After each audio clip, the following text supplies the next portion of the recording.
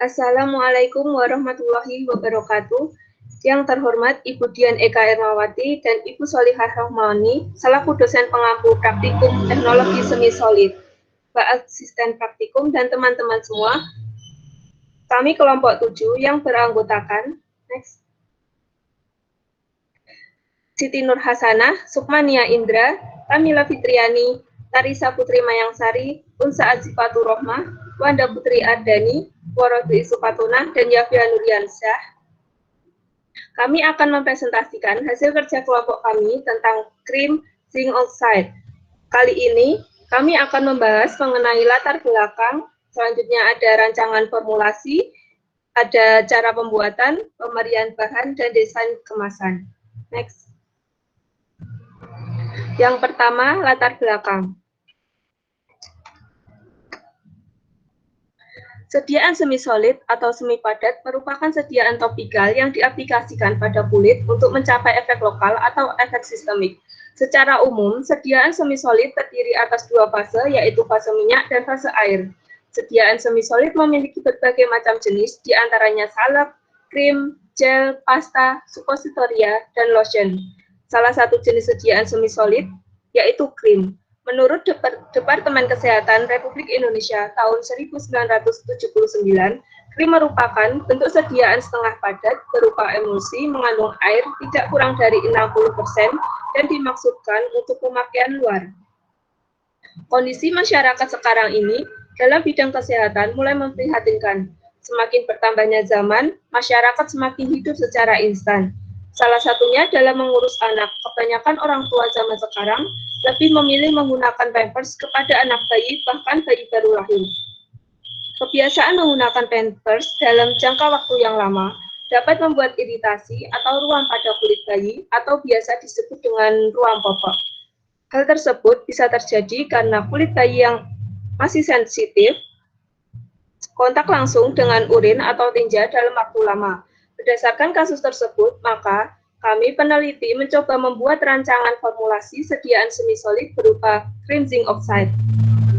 Alasan peneliti menggunakan zinc oxide sebagai bahan aktif yaitu formulasi zinc oxide cukup lembut sehingga mampu memberikan hasil yang maksimal dan juga menjaga kelembapan kulit sehingga tetap halus dan lembut. Next. Krim zinc oxide sendiri merupakan sediaan krim dengan bahan aktif berupa zinc oxide yang diformulasikan untuk mengatasi ruam popok. Zinc oxide merupakan salah satu zat aktif yang biasa ditemui dalam berbagai produk sediaan semi solid. Cara kerja dari zinc oxide sendiri yaitu membantu melindungi kulit dengan membentuk lapisan perlindungan agar tidak terjadi iritasi. Peneliti mencoba menentukan formulasi yang tepat dengan memperhatikan konsentrasi serta karakteristik bahan yang digunakan dan dikombinasikan dengan baik dan tepat. Dengan begitu, kami peneliti mengajukan formulasi sediaan krim dengan nama Side Cream Zinc Oxide Cream.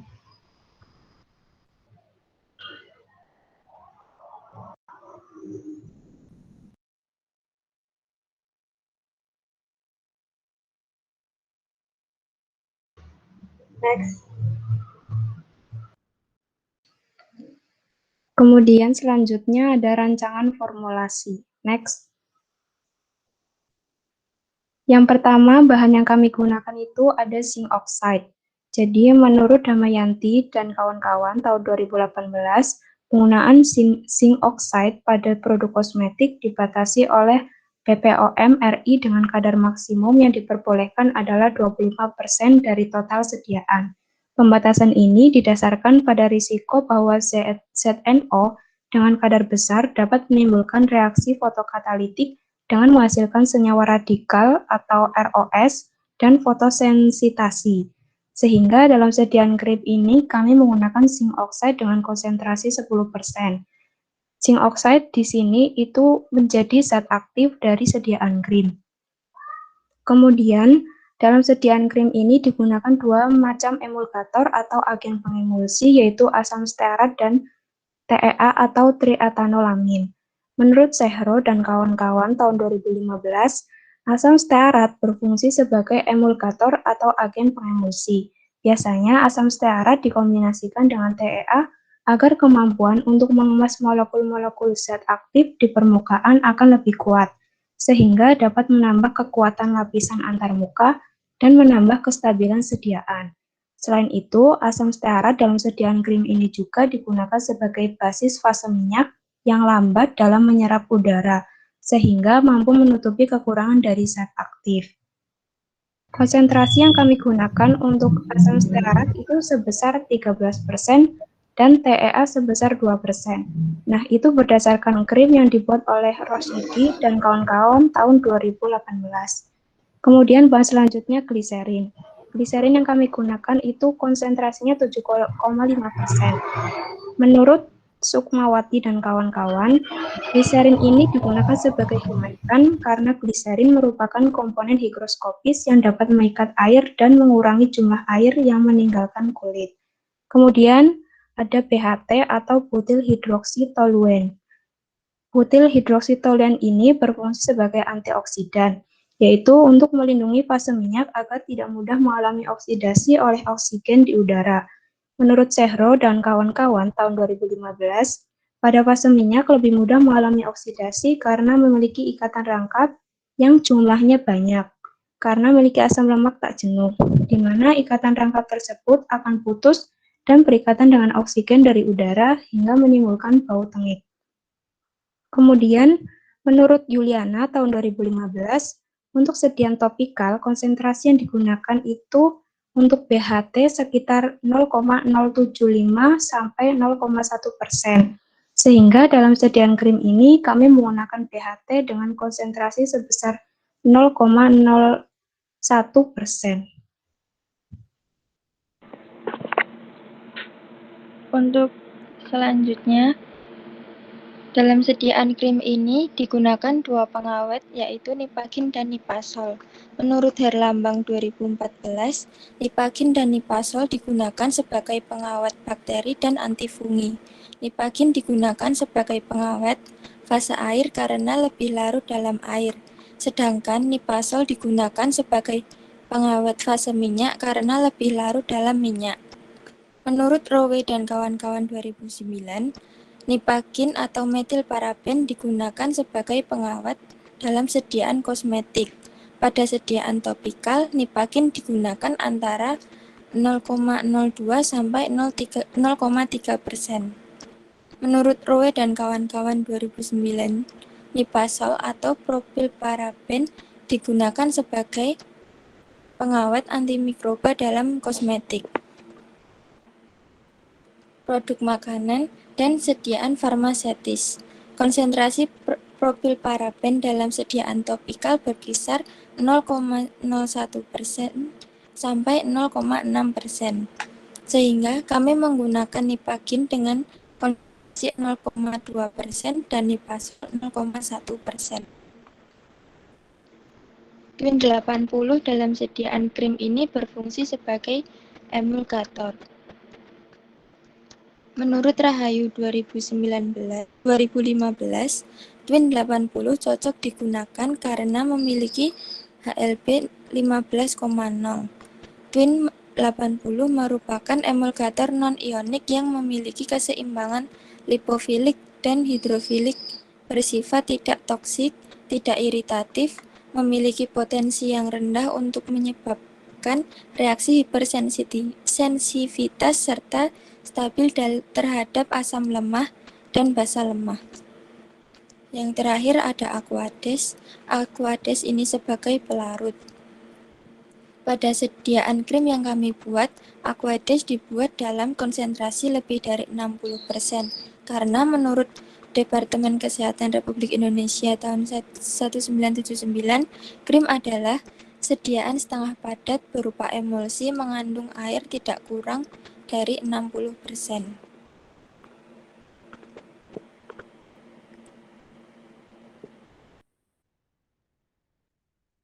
Untuk yang selanjutnya yaitu tabel penimbangan.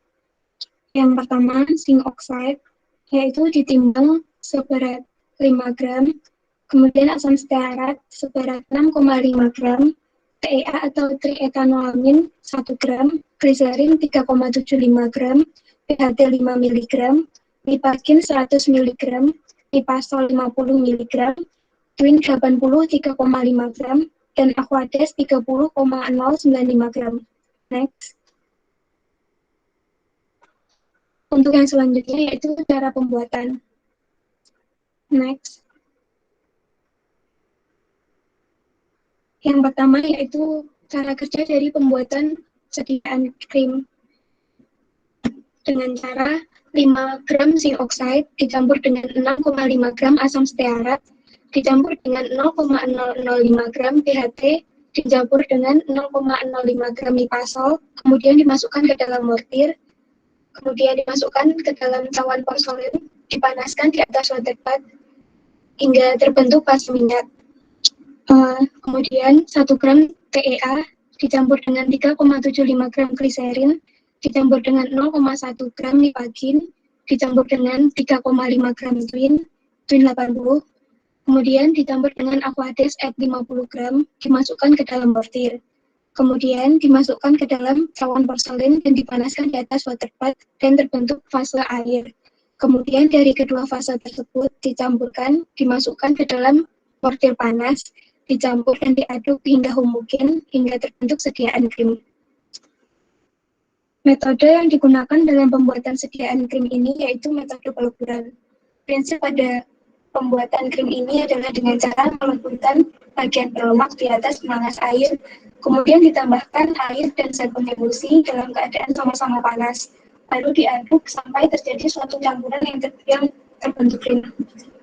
Menurut Wibowo dan kawan-kawan 2017, proses pembuatan krim tipe minyak dalam air dikerjakan dalam suasana panas, yaitu pada temperatur 70 derajat sampai 80 derajat Celcius. Kedua fase dileburkan dalam suhu yang sama, karena bila fase minyak dan fase air tidak sama suhunya, maka beberapa bahan dari fase minyak akan kembali terbentuk menjadikan KM semula, yaitu menjadi padat, sehingga akan terjadi pemisahan antara fase minyak dan fase air. Next. Selanjutnya yaitu evaluasi sediaan. Yang pertama, uji organoleptis dilakukan dengan cara mengambil sediaan krim, kemudian diamati bentuk, warna, dan baunya, dan dicatat hasilnya. Pengujian organoleptis dilakukan dengan tujuan untuk melihat sifat fisik sediaan krim, meliputi pengujian bentuk sediaan, warna, dan bau selama waktu penyimpanan. Next. Yang kedua adalah uji homogenitas, dilakukan dengan cara sediaan krim dioleskan pada kaca objek, kemudian ditutup dengan kaca objek lagi, dan diamati di bawah mikroskop dan dicatat hasilnya. Pengujian homogenitas dilakukan dengan tujuan untuk melihat krim yang dibuat dengan parameter tingkat kehalusan dan keseragaman tekstur krim. Next.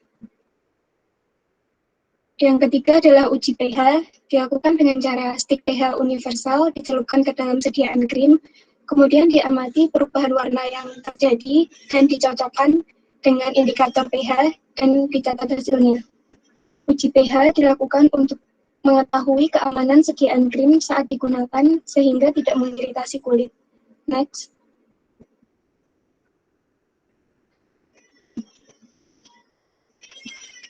Yang keempat yaitu uji daya lekat.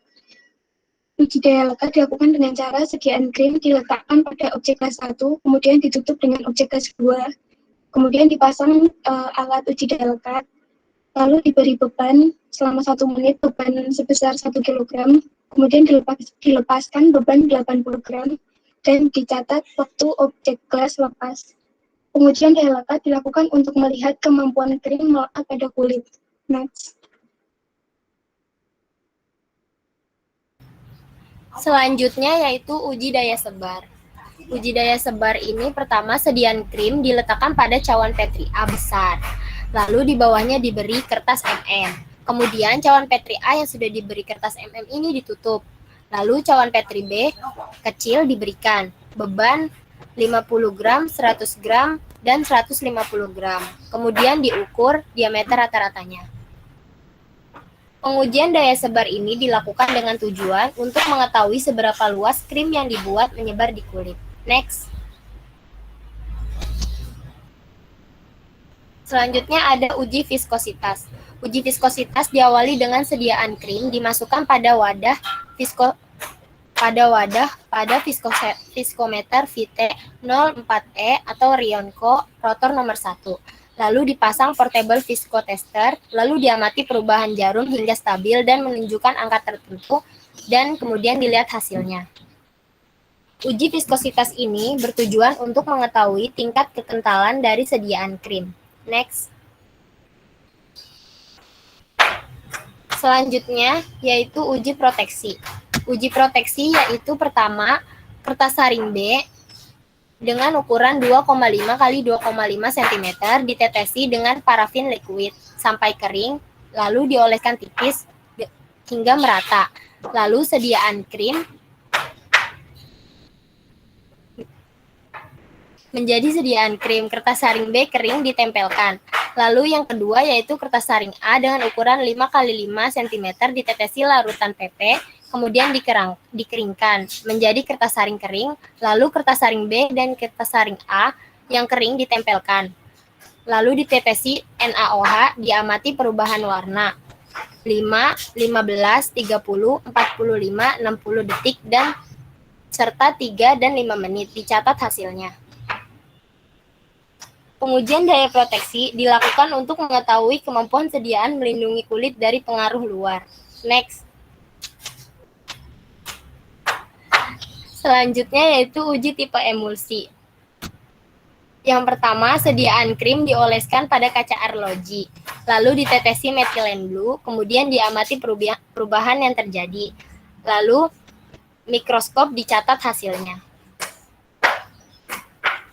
Uji tipe emulsi ini dilakukan untuk mengetahui tipe krim yang sebenarnya. Menurut Wiono dan kawan-kawan 2019, penentuan tipe emulsi dapat dilakukan dengan beberapa cara, yaitu dengan metode pengenceran dan metode dispersi larutan zat warna. Pada metode dispersi larutan zat warna, dilakukan percobaan dengan cara menetesi metilen blue pada krim. Apabila warna biru segera terdispersi ke seluruh emulsi, maka tipe emulsi minyak dalam air. Sebaliknya, jika warna biru tidak terdispersi seluruhnya, maka tipe emulsi adalah air dalam minyak. Pada krim yang kami buat ini merupakan tipe minyak dalam air karena dilakukan melalui proses peleburan pada fase minyak dan dilakukan pada suhu tinggi. Selain itu, krim ini juga menggunakan emulgator Twin 80, yang mana Twin 80 tersebut dapat membentuk emulsi tipe minyak dalam air. Next. Selanjutnya ada pemberian bahan. Next. Yang pertama ada zinc oxide. Menurut Depkes RI 1979, pemberiannya yaitu serbuk amorf sangat halus, putih atau putih kekuningan, tidak berbau, tidak berasa. Lambat laun menyerap karbon dioksida dari udara. Kelarutannya yaitu praktis tidak larut dalam air dan dalam etanol 95%, larut dalam asam mineral encer dan dalam larutan alkali hidroksida. Khasiatnya yaitu antiseptikum lokal. Yang kedua ada asam stearat. Menurut Depkes RI 1979, pemberiannya yaitu zat padat keras, mengkilat menunjukkan susunan habur putih atau kuning pucat, mirip lemak lilin. Kelarutannya yaitu praktis tidak larut dalam air, larut dalam 20 bagian etanol 95%, dalam 2 bagian kloroform, dan dalam 3 bagian eter. Khasiatnya yaitu sebagai zat tambahan. Next.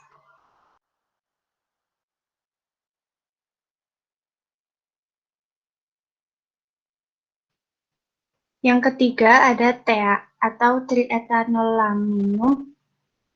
Menurut Depkes RI 1979, pemberiannya yaitu cairan kental, tidak berwarna hingga kuning pucat, bau lemah mirip amoniak, higroskopik. Kelarutannya yaitu mudah larut dalam air dan dalam etanol. Larut dalam kloroform. Khasiatnya itu sebagai zat tambahan. Yang keempat ada gliserin. Pemberiannya yaitu Cairan seperti sirup, jernih, tidak berwarna, tidak berbau, manis diikuti rasa hangat.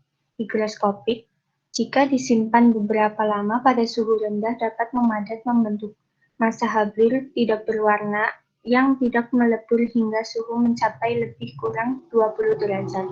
Kelarutannya yaitu dapat dicampur dengan air dan dalam etanol 95%. Praktis tidak larut dalam kloroform, dalam ether P, dan dalam minyak lemak. Khasiatnya yaitu sebagai zat tambahan. Next. Kemudian ada butil hidroksitoluen atau BHT. Menurut Departemen Kesehatan Republik Indonesia tahun 2014, pemberiannya hablur padat, putih, bau khas lemah. Pelarutannya tidak larut dalam air dan dalam propilenglikol, mudah larut dalam etanol, dalam kloroform, dan dalam eter. Khasiat dari BHT adalah antioksidan sintetik. Keenam, ada nipagin atau metilparaben. Menurut Depkes RI tahun 1979, pemberiannya serbuk hablur halus, putih, hampir tidak berbau, tidak mempunyai rasa, kemudian agak membakar diikuti rasa tebal. Kelarutannya larut dalam 500 bagian air, dalam 20 bagian air mendidih, dalam 3,5 bagian etanol 95%, dan dalam 3 bagian aseton. Mudah larut dalam eter dan dalam larutan alkali hidroksida. Larut dalam 60 bagian gliserol panas dan dalam 40 bagian minyak lemak nabati panas. Jika didinginkan, larutan tetap jernih. Khasiat dari nipagin ialah zat tambahan dan zat pengawet. Ketujuh, ada nipasol atau propilparaben. Menurut Depkes RI 1979, pemberiannya serbuk hablur putih, tidak berbau, tidak berasa. Kelarutannya sangat sukar larut dalam air, larut dalam 3,5 bagian etanol 95%, dalam 3 bagian aseton, dalam 140 bagian gliserol, dan dalam 40 bagian minyak lemak. Mudah larut dalam larutan alkali hidroksida. Khasiat dari nipasol ialah zat pengawet. Yang kedelapan ada twin 80 atau polisorbatum 80. Menurut Depkes RI tahun 1979, pemberiannya cairan kental seperti minyak, jernih, kuning, bau asam lemak, dan khas. Kelarutannya mudah larut dalam air, dalam etanol 95%, dan dalam etil asetat, dan dalam metanol. Sukar larut dalam parafin cair dan dalam minyak biji kapas. Khasiat dari twin 80 ialah zat tambahan. Dan yang terakhir ada Aquades.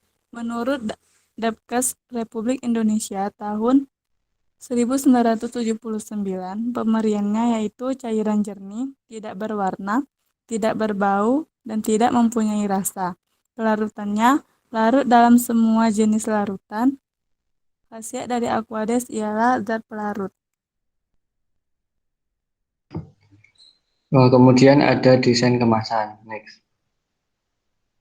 Berikut desain kemasan dari krim yang kelompok kami buat dengan nama Zait Cream, artinya kepanjangan dari zinc oxide 10% krim. Di gambar sudah tertera ada komposisi, penyimpanan, aturan pakai, dan lain-lain, bisa dibaca sendiri. Kemudian dari krim ini itu bahan aktifnya ada zinc oxide. Jadi menurut Ningsih dan kawan-kawan 2019, zinc oxide merupakan salah satu astringent dengan kajian farmakologis sebagai antiseptik lokal. Astringent yang dimaksud adalah mengecilkan jaringan kulit sehingga dapat melindungi jaringan kulit. Selain itu, menurut Agustinus dan kawan-kawan 2017 dan juga Irvanti dan kawan-kawan 2020, zinc oxide juga lazim digunakan dalam krim untuk mengatasi dermatitis popok.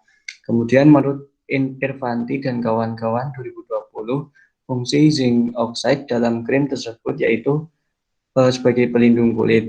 dengan menurunkan TEWL atau transepidermal water loss. Hidrasi stratum corneum mencegah perburukan, serta zinc oxide dengan konsentrasi 10% dapat berfungsi untuk melindungi kulit dari monograf. Efek samping yang mungkin timbul yaitu dari penggunaan zinc oxide adanya reaksi alergi. Next. Kemudian berikut etiket dari krim zinc oxide. Next. Dan berikut adalah brosur dari krim zinc oxide. Next. Yang selanjutnya ada daftar pustaka. Next. Berikut daftar pustaka yang kelompok kami gunakan. Next. Sekian presentasi dari kelompok kami, kurang lebihnya mohon dimaafkan. Terima kasih. Wassalamualaikum warahmatullahi wabarakatuh.